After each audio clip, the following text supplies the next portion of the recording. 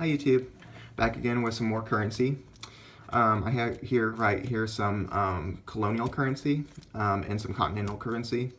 I've always found paper money to be fascinating, especially the old kind. I mean, in the 19th century, paper money was starting to be used more and more often. Countries like in Austria, France, England, the United States were using paper money, but before that, like in the 18th century, they weren't really using it that too much in other countries. So, but in America, they actually used it quite often because location of the 13 colonies and eventually the United States, they didn't have really many gold and silver deposits in that area like they did in Mexico and in Peru.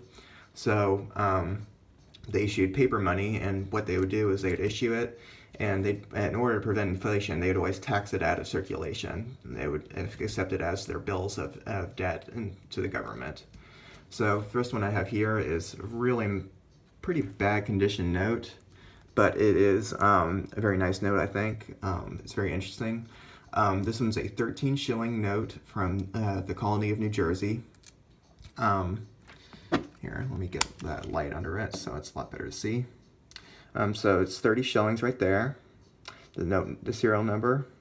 There's a bill by law shall pass for current in New Jersey, colony New Jersey, for 4 ounces and penny weight and 12 grains of blank.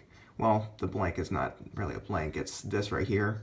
This is like a half sun coin, and that would have been equivalent, and that it means that it's equivalent to 30 shillings or 1 pound and a half.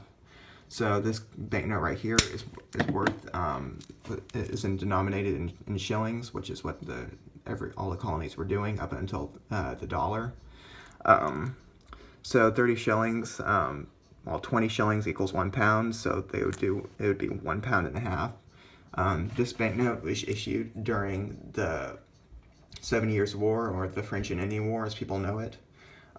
So this is issued by New Jersey to pay for the war. The backside is a nature print, which is like a leaf. This was typical of that colony to print this kind of design. Kind of messed. It's kind of like torn in the middle. It's not completely broken off, but it's very broken edge right there.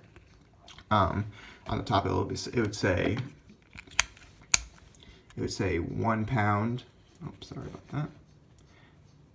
It would say 1 pound and 10 shilling, or 30 shilling, and it's at the bottom it says tis death to counterfeit. So counterfeiting was automatically a penalty punishable by death. These were issued for a couple of years until the end of the French and Indian War. So I do have other colonial notes coming in the mail, so I'll show you those later. Alright, now these are Continental notes. These were not issued by the actual colonies or the states. These were issued by the Continental Congress in Philadelphia. These were issued at the beginning of the war, because there's a difference between the War for Independence and the war and the Declaration of Independence. I mean, the war started like a year before the actual Declaration of Independence was signed. So before then, they were already paying Continental soldiers. So the first one I would like to show you is 1775. It's a $8 Continental. Very beautiful note. It has a harp right here.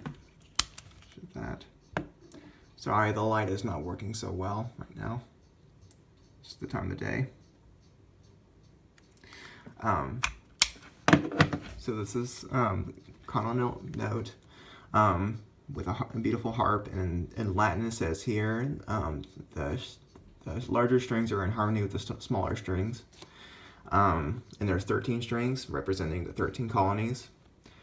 It says here Continental currency. On the top it says the United Colonies.